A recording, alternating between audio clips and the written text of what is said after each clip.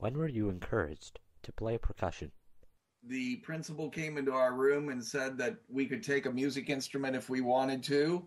And I saw the drum, and it was like love at first sight. That's when I started, and I haven't stopped. In junk, in metal, I have thousands of sounds that are all totally different from each other. So it's like giving an artist a choice to paint a picture with 7 colors or with 1,000 colors.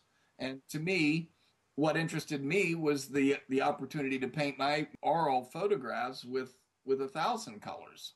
At what time did the environment and sustainability become a concern to you? About 20 years ago, it became clear to me that there wasn't anything being taught in the schools about the environment. I would be lucky if there was one or two teachers that recycled paper. And so that led me to start to include it as part of my residencies because I really felt it was something that needed to be said and that students needed to find out about. When did you connect your passion with your feelings for the planet? And how did you decide to make this a life goal? I started, actually welding the two together. But I think it's also important to tell you a story about my father and about where all this really came from. On the last day of school, I had all these books in my hand, and the notebooks had these covers that were kind of cardboard, they were kind of plastic, and they had like a waxy feel to them. And I think they still make them today, but my dad looked at my books and said, "What are you going to do with your books?"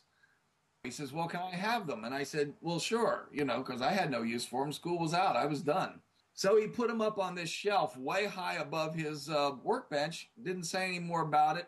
And I remember one Saturday morning getting up and going outside, and my dad was out on like a patio, and he was down on his hands and knees, and he had the carburetor off of his car. That's back when cars had carburetors. And he had one of my notebooks down there, and he was tracing the carburetor outline onto the cardboard. And what he was doing was he was making a gasket out of my old book to go onto the carburetor.